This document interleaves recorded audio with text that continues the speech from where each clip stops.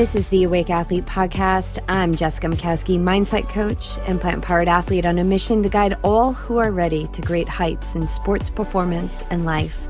Through the 10,000-foot view, I share teachings of living awake with the sole purpose that we all realize our innate power to be the masters of our minds.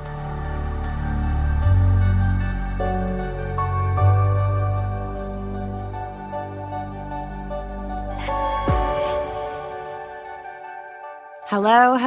Welcome back to the show. So the other day after meditation, I started journaling about habits, and it just hit me.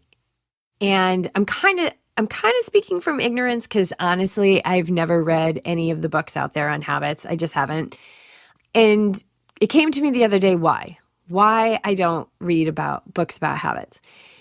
Because we are masters at creating habits. We're so good at creating habits. And it doesn't matter if we understand why we create habits. I mean, it might help a little bit to have the why behind things, but it really doesn't matter. There's so many habits that we've created. I mean, isn't everything we do like a habit almost? I mean, and there's so many that are good, right? Brushing our teeth and loving our kids and going to the grocery store and putting gas in the tank. And we're amazing at creating habits.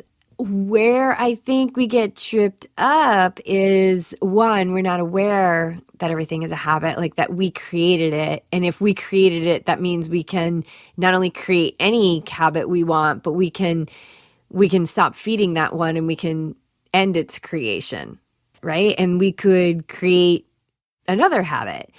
And then the second piece is okay, so we're masters of habit, right? But are we masters of habit that drive us in the direction that we desire?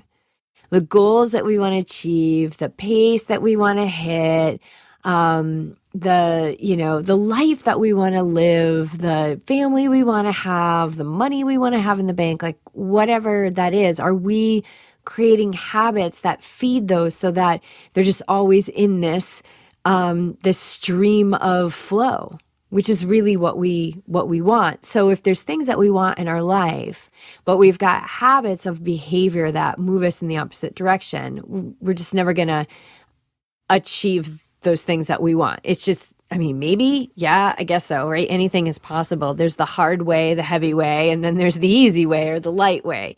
And the light way is not without challenge. It's a lot less effort in the end. And the fact is that our bodies are organizing towards health all the time. Their most natural state is homeostasis. So it's going to make our body function better. And then the natural state of our mind is rest, our true higher mind. It's stillness, it's rest. And, that's the intent when we sit in meditation, is to get into concert with our higher mind. That is that stillness, that unshakability, that just looks at everything that we do with such neutrality. There's no beating ourselves up because of a habit that we have. There's no punishment in the higher mind. There just isn't. It's okay, everything you've done has brought you to here. You've decided not to stay the same. So we got to look at this habit. Here it is. This is what it feels like when the impulse comes up where you're going to perpetuate the habit. And so what do? We practice not responding to those impulses. This is practical guidance here that you can put into work. So if you've identified something that you don't want to continue in your life, you can first practice being aware, and then you can practice interrupting the process by not feeding the impulse. And so how do you not feed the impulse? You don't feed the impulse you got to interrupt it, right? You got to interrupt it with something else. Typically, it goes impulse and then your reaction, right? You're already in it. So I equate this to drinking wine.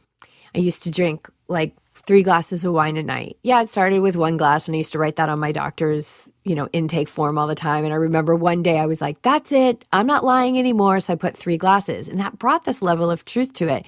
I wasn't in judgment of it. I actually liked it, but I can remember more than a couple nights of having a little bit of a teeter before bed, brushing my teeth. Truth be told, 3 glasses of wine, I'm not a very big person. That was a lot.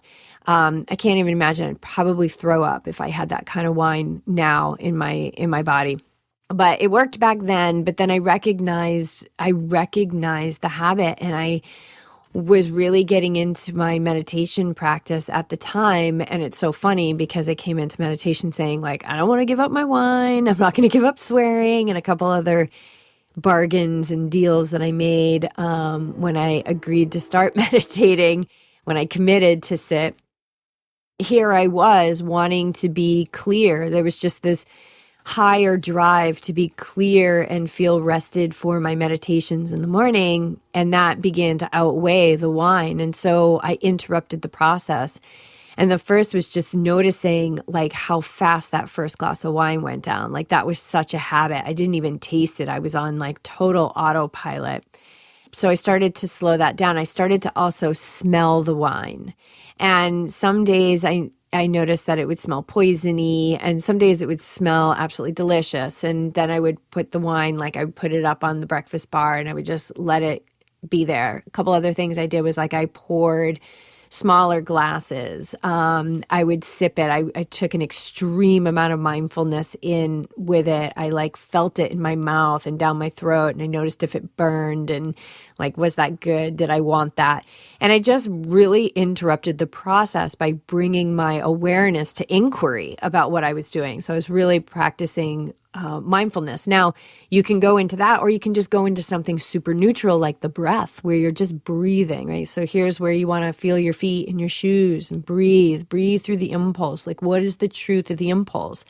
The truth of the impulse is like, it's temporary relief. It's just temporary relief versus the life you desire, right? Versus creating another habit, which becomes easier for you to be more powerful, more abundant, more grateful, more healthy, more loving in this life. So that, I think, is the ultimate reward, but we have to be strong enough to be through the temporary, we need to not choose that temporary relief.